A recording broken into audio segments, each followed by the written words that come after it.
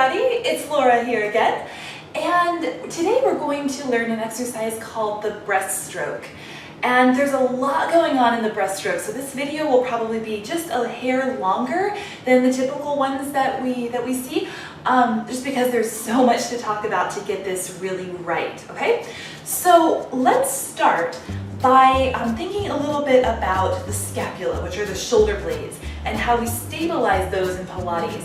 If you've watched some of my other videos, you know that in Pilates and therefore in real Pilates, we try to keep the shoulder blades down and back, okay? So in other words, we're trying to keep the shoulders down, away from the ears, and we're trying to kind of squeeze the shoulder blades together in the back so that we're really opening up the chest and feeling that strength, that kind of tightening in the upper part of the back.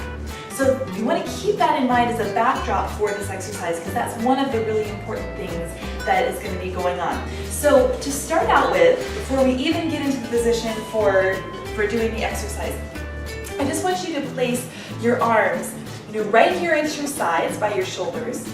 And I want you to take a big, deep breath in as you raise your arms up overhead. Now as you're doing that, try to keep your shoulders down away from the ears. So the natural thing that will want to happen is the shoulders will want to come right up, right with your arms, right? And so if you're fighting against that and trying to keep the shoulders down and back, then you'll feel your upper back really working to allow that to happen, okay? So arms here, we'll take a deep breath in, really focus here on shoulders down. So it's like this opposition. All of a sudden we feel that, oh my gosh, my shoulders, I want to raise up, my upper back is working really hard to keep them down. Then turn the palms kind of out to the sides and pull the arms back around to the sides. Then bend them again, and we'll try that once more, okay? So inhale, reach the arms up, shoulders down, shoulders down, shoulders down. Oh my gosh, there's some tension in the upper back.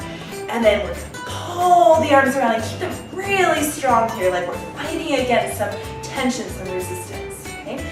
Now that's exactly what the arms will be doing in the breaststroke, but we're going to be doing this in a face down position on the mat. So there's a couple of other important elements here because we're going to be in that position. So we've talked before about imprinting. Typically when we imprint, of course, we're laying flat on our back and we're imprinting our spine into the mat beneath us. In this case, we're going to be face down, so we're still imprinting, but we don't have that tactile point of reference where we feel our back imprinting, say, into the mat or into the floor.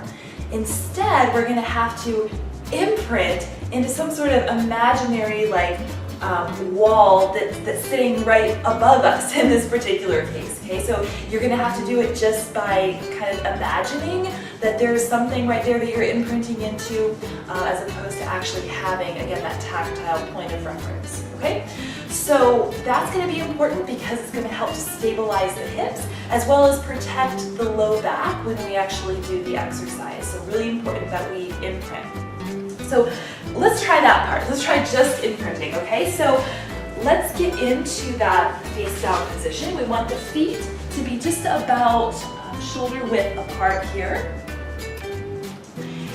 And so the first thing I'm going to do is I'm going to tilt my pelvis a little bit so that my pubic bone kind of presses down into the mat and my belly lifts off the floor. And this is especially kind of evident if you're also scooping. You should actually be able to take a hand and slide it underneath, and there should be some space, hopefully, between your belly and the floor.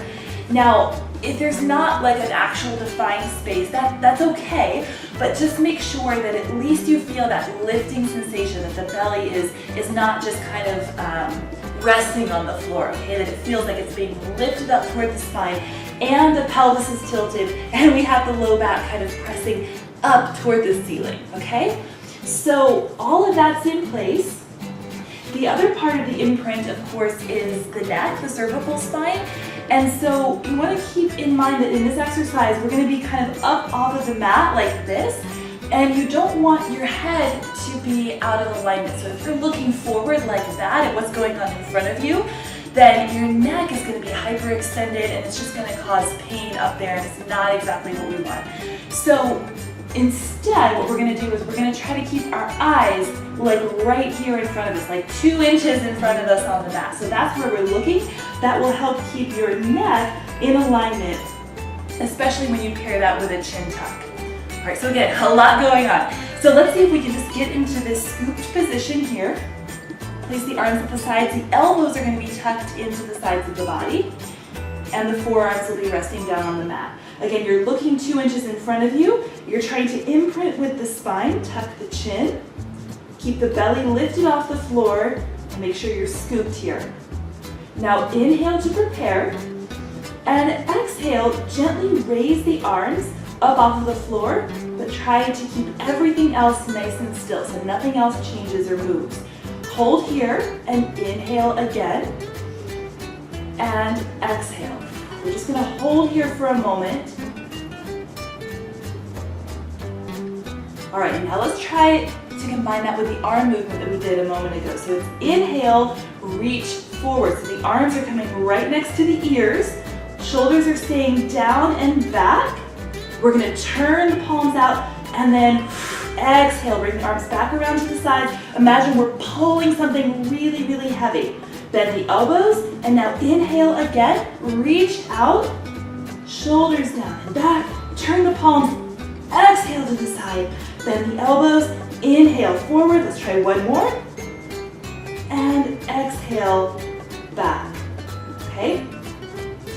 So again, a lot is going on this exercise for sure. Now the other thing I want to point out that will help make this just even more clean and precise is that you want to make sure that you don't lose height on this, okay? So what sometimes tends to happen is that our upper back is being so challenged to keep the shoulders down and back, and it just is having a hard time really keeping the body up. And so what happens is people will reach forward and the head will start to fall down toward the mat. Okay, then we're coming back up.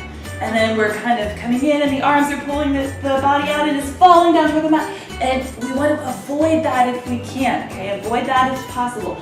So instead, as you're bringing the arms out by the ears, you're fighting for height, okay? You're trying to stay just as high as you started. Okay, not letting that head fall back toward the mat. Okay, one more common mistake that I see on this. We're just about done. I told you it was going to be a long video. One more kind of common issue is that the arms are not coming by the ears, they're coming more kind of like by the eyes. And so what I mean by that is that it might look something like this. When you're looking out, you don't want to see your hands. You shouldn't be able to see your hands, okay? This is not really the right way to do it here, okay? The arms just aren't quite high enough. So instead, it's by the ears, and as I'm reaching out, I'm not seeing my hands at all. Turn, and you really don't see them at all, or at least hardly at all, in your peripheral vision if you're doing it exactly right. And again, this is called the breaststroke.